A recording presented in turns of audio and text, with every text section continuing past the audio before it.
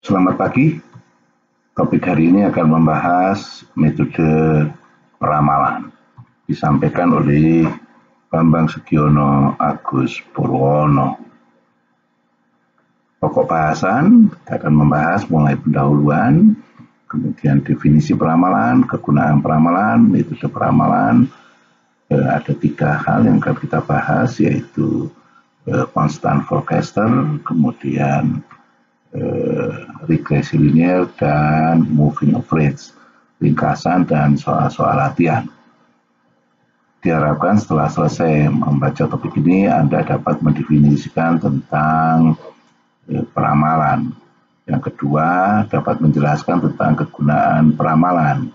Yang ketiga, dapat menjelaskan dan mengaplikasikan metode peramalan yang terdiri dari constant forecaster, kemudian regresi linear, dan moving average, rata-rata bergerak. Pada suatu aktivitas organisasi atau perusahaan, peramalan diekspektasikan untuk melengkapi informasi yang relevan, yang berkaitan dengan pemasaran, marketing, berkaitan dengan keuangan, finance, berkaitan tentang produksi, berkaitan tentang selling atau penjualan produk di masa yang akan datang yang akan digunakan untuk tujuan perencanaan. Beberapa definisi tentang peramalan, tetapi pada dasarnya peramalan merupakan ekspektasi permintaan di masa mendatang dalam bentuk kuantitas dan waktu terhadap barang dan atau jasa atau produk berdasarkan data masa lampau yang relevan atau data historis secara kuantitatif. Komponen pada peramalan ada 4 hal. Yang pertama adalah kecenderungan, yaitu tren, pengaruh siklus suatu usaha atau cycle, pengaruh fluktuasi musiman, kemudian juga pengaruh acak atau galat atau error, atau dapat dijadikan dituliskan sebagai berikut, yaitu YI merupakan fungsi daripada tren, cyclic, dan musiman, serta galat atau error. Ada kecenderungan naik atau kecenderungan turun, ada yang cyclic, ada yang musiman, ada yang acak. Sama seperti awal kuliah, yaitu input proses output, yaitu bahwa metode peramalan ada yang prediktif, ada yang kausal, ada yang berdasarkan deret waktu. Di sisi input ada kendala, ada data internal, ada data lingkungan, yaitu ekonomi, sosial, politik, teknologi. Sedangkan data internal ada subjektif, ada historis, ada yang survei atau SIGI, dan ada juga keputusan, yaitu selection of data, selection method, di proses, yaitu metode peramalan, ada prediktif, kausal, dan deret waktu. Sedangkan outputnya ada ekspektasi permintaan, juga error. Ada yang jangka pendek 1-5 minggu, jangka menengah 1-24 bulan, ada yang jangka panjang 2-10 tahun. Sedangkan ukuran kriteria performance kriterianya adalah akurat, kemudian stabilitas, juga daya tanggap, objektivitas, dan penggunaan waktu. Ini karakteristik sistem peramalan yang baik adalah akurat, durasi pengolahan dengan komputer yang singkat, penyimpanan jumlah memori komputer yang relatif sedikit, kemudian biaya pengadaan perangkat keras dan lunak yang relatif murah, kemampuan untuk jejaring dengan baik, dan yang terakhir kemampuan jejaring dengan manajemen basis data yang ada, data management subsystem. Model peramalan yang berdasarkan deret waktu ada 3 hal. Yang pertama, peramalan konstan atau constant forecaster. Yang kedua adalah rata-rata bergerak atau moving average. Yang ketiga adalah regresi linear atau trend line. Constant forecaster akan membahas tentang rata-rata, variansi, juga simpangan baku atau deviasi. Bila X1, X2, dan X sampai Xn menyatakan sampel acak ukuran N, jadi jumlah datanya adalah N, maka rata sampel dinyatakan oleh statistik adalah sebagai berikut. X bar, X rata-rata sama dengan somasi XI, di mana I berjalan dari 1 sampai N dibagi N. Ini persamaan 1. Sedangkan simpangan bakunya adalah S huruf kecil, yaitu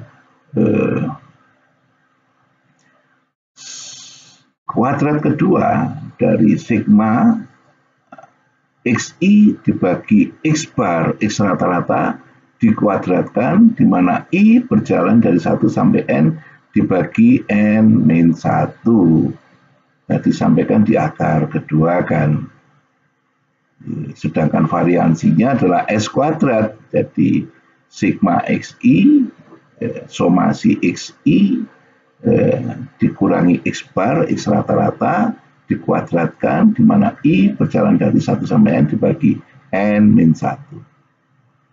Contoh perhitungan yaitu penjualan sepeda motor di dealer Unicitra selama 8 bulan terakhir adalah 125 unit, 130 unit, 136 unit, 140 unit, 128 unit, 145 unit, 150 unit, dan bulan ke-8 174 unit.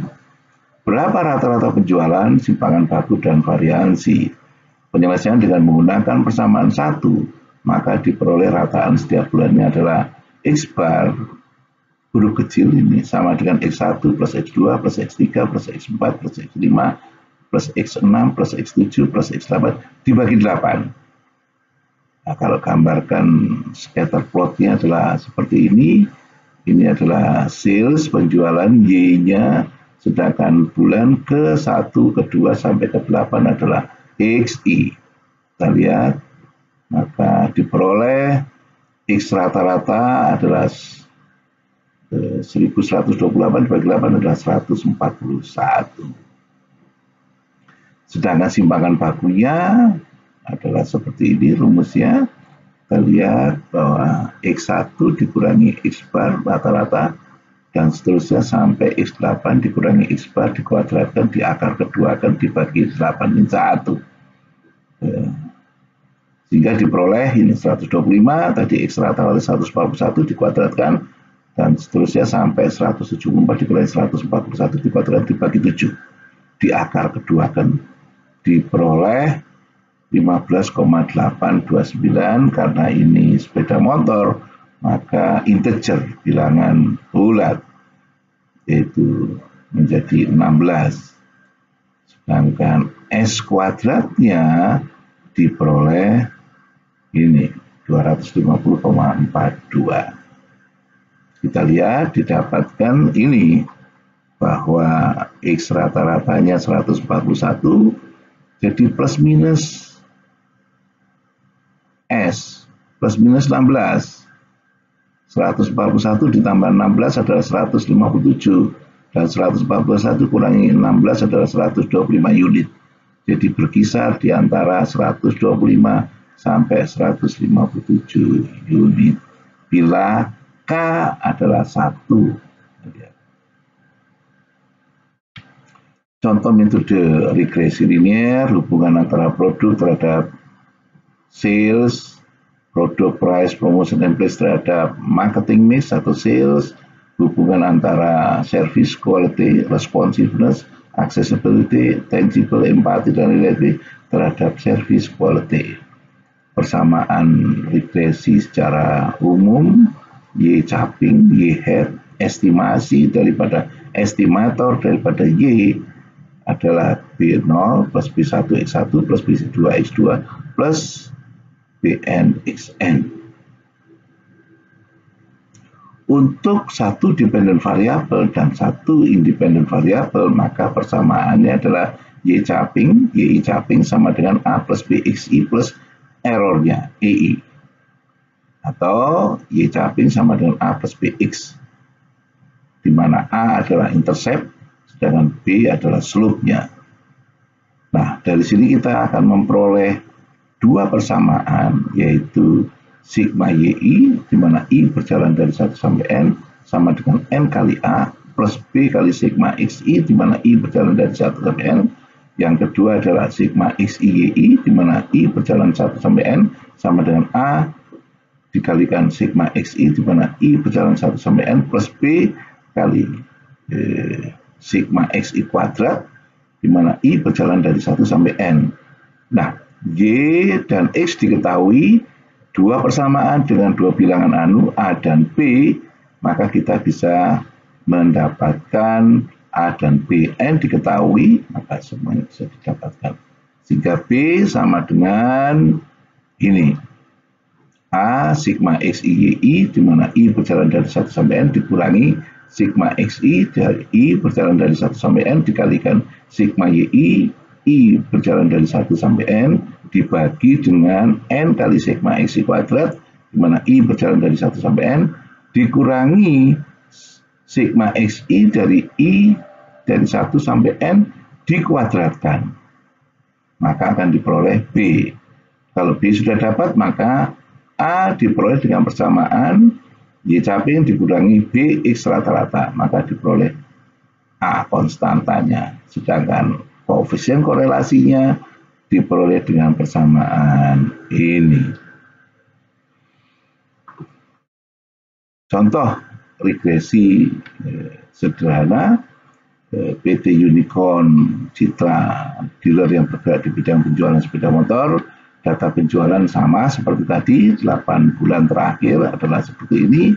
Buat diagram pencatnya, scatter plot, berapa A atau interceptnya, slope-nya berapa, persamaan regresinya, dan bila dilanjutkan berapa ramalan penjualan periode berikutnya.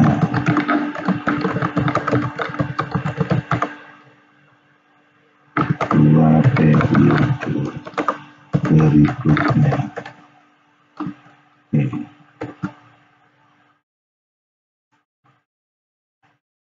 Ini adalah datanya penjualan Y, ini adalah time seriesnya bulan pertama sampai bulan ke-8. Kalau bulan pertama dianggap Januari, maka bulan ke-8 adalah Agustus.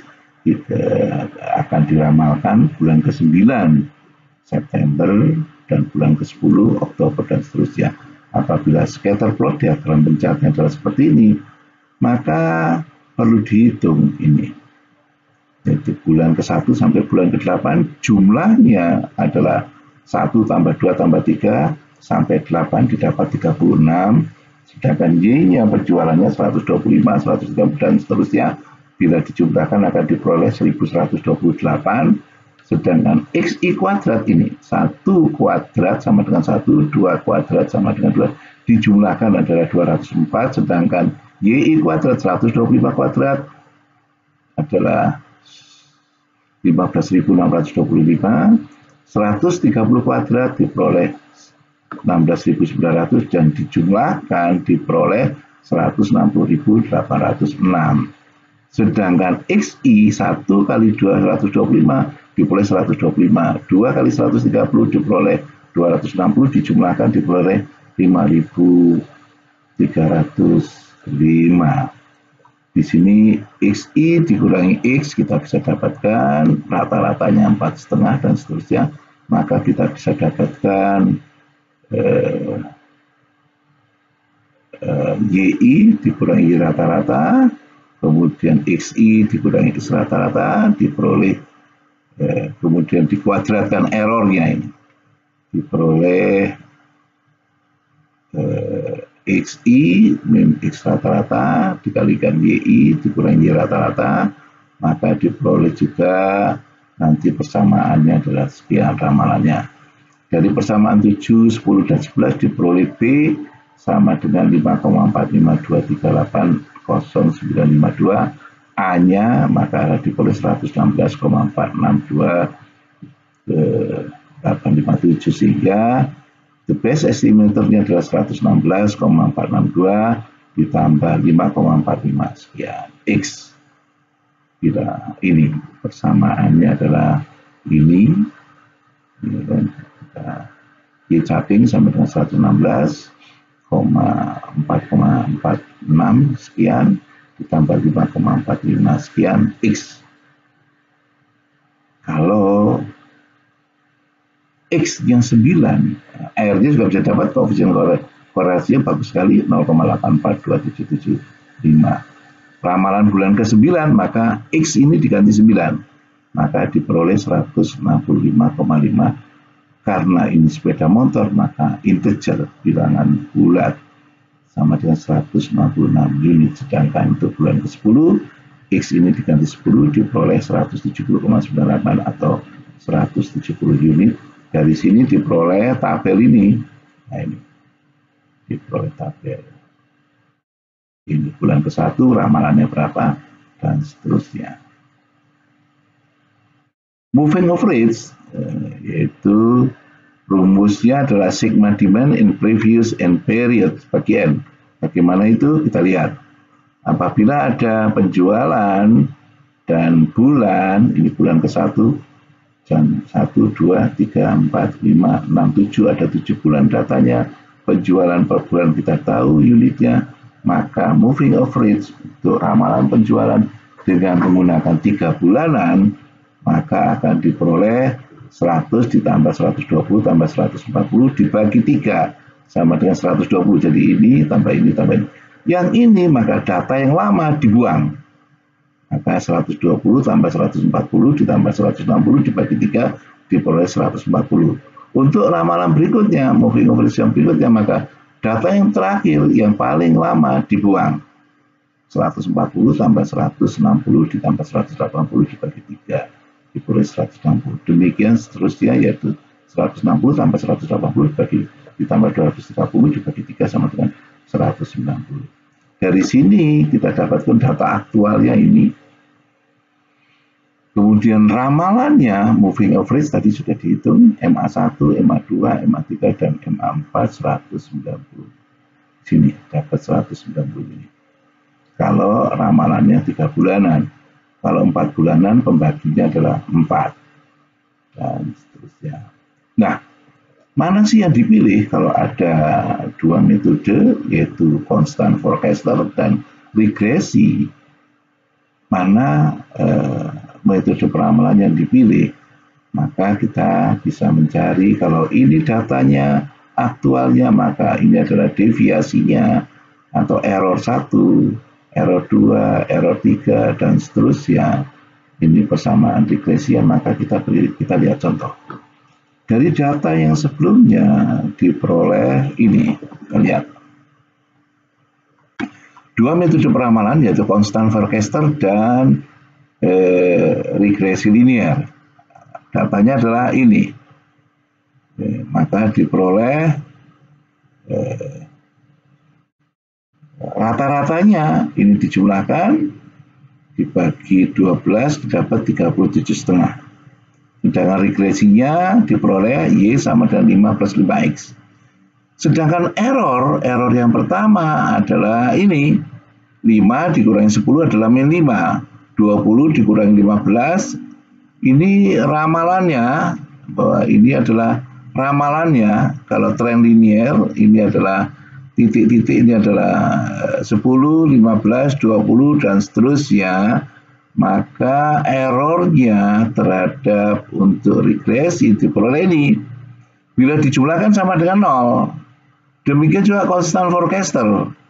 Jadi 5 dikurangi 37,5 diperoleh min 32,5, kemudian 20 dikurangi 37,5 dapat min 17,5 dan seterusnya dijumlahkan sama-sama nolnya. Tapi kalau kita lihat deviasinya ada kecenderungan moving average jauh lebih besar, sehingga cara yang berikutnya adalah dikuadratkan. Sehingga 5 kalau dikuadratkan 25, min 5 dikuadratkan adalah 25, 5 dikuadratkan 25, 2,5 dikuadratkan 6,25, min 2,5 dikuadratkan adalah 6,25, sehingga ini ada positif dijumlahkan 287,5. Ini untuk yang tren linier ini. Jadi yang sedangkan constant forecaster ini 32,5 dikuadratkan ketemu 1056,25, min 17,5 dikuadratkan 306,25, dan seterusnya kalau dijumlahkan 3937,5. Nah, error yang terkecil itu adalah yang dipilih. Nah, kalau kita lihat di sini, error punyanya regresi kalau dikuadratkan jauh lebih kecil daripada punyanya moving average. Maka ramalan penjualan di masa mendatang menggunakan regresi linear karena errornya kalau dikuadratkan lebih kecil. Ada juga yang menggunakan harga mutlak. Jadi dibuat harga mutlak, silakan, jauh lebih mudah mungkin.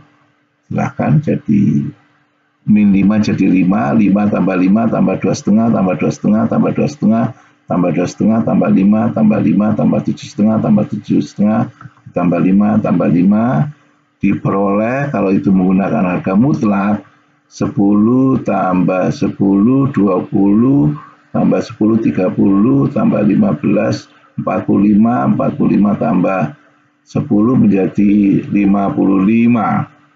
Nah, 55 dibandingkan terhadap yang ini harga mutlak yang punyanya moving average 32,5 ditambah 17,5 adalah 50 ditambah 15 tambah 15 80 tambah 10 adalah 90 ditambah 10 ada 100 tambah 30 130 tambah 50 adalah 180. Ini jumlahnya adalah 180, sedangkan yang ini tadi adalah 20, 30, 45, 55. 180 dibandingkan 55, maka regresi linear harga mutlak dari errornya lebih kecil daripada punya moving average 55 dibandingkan 180, maka yang dipilih adalah tren linear. Nah, ini error. Di sini ada error, data dikurangi data aktual, dikurangi ramalannya, maka diperoleh error 1,11. Jadi punyanya regresi, 1 itu punyanya regresi, sedangkan ini error 21 ini, yaitu 5 dikurangi 37,5 adalah min 32,5 diperoleh ini. E22 adalah data yang kedua untuk moving average, yaitu 20 dikurangi 37,5 adalah 17,5. Nah, ringkasan kita sudah membahas tentang peramalan, kemudian peramalan, metode peramalan, 3 metode peramalan, constant forecaster, kemudian regresi linear, juga moving average, contoh soal, ringkasan soal-soal latihan. Dari sini ada soal-soal yang harus dikerjakan, yaitu yang pertama jelaskan tentang metode peramalan, kegunaan peramalan, metode peramalan, 3 metode peramalan, dan aplikasi daripada tadi. Ini contoh hitungannya, silakan Anda menghitung kembali dengan ini, kemudian Anda silakan membuat data sendiri, kemudian ada soal yang berikutnya, dan silakan yang ini adalah data yang Anda tentukan sendiri.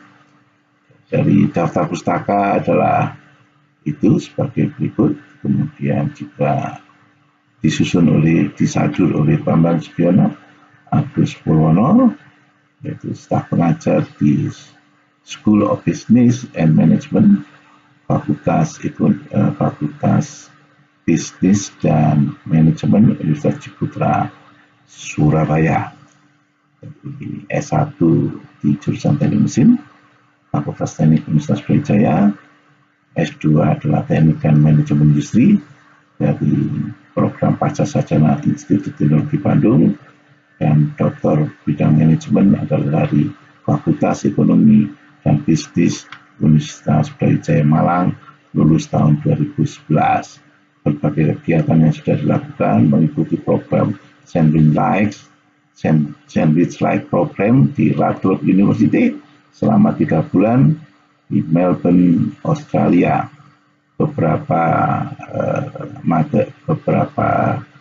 mata kuliah yang sempat diajarkan adalah entrepreneurship, manajemen produksi, metodologi riset, termodinamika teknik, sistem manajemen mutu,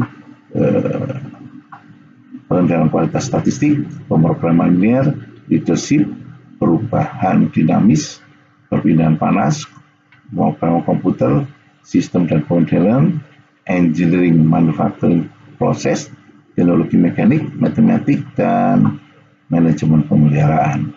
Beberapa buku yang sudah diterbitkan adalah tentang strategi manajemen, strategic planning, production management, termodinamika teknik, perpindahan panas, manajemen pemeliharaan, entrepreneur dan technopreneur, engineering teknologi mekanik, pemrograman linear, dan metodologi riset 1.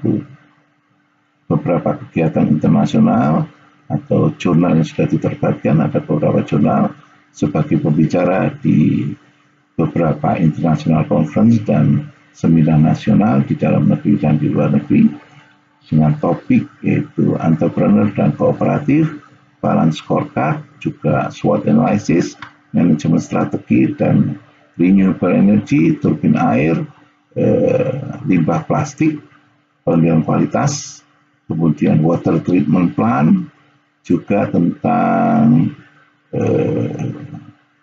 pembangkit listrik tenaga mikro di beberapa kota dan beberapa di dalam negeri maupun di luar negeri.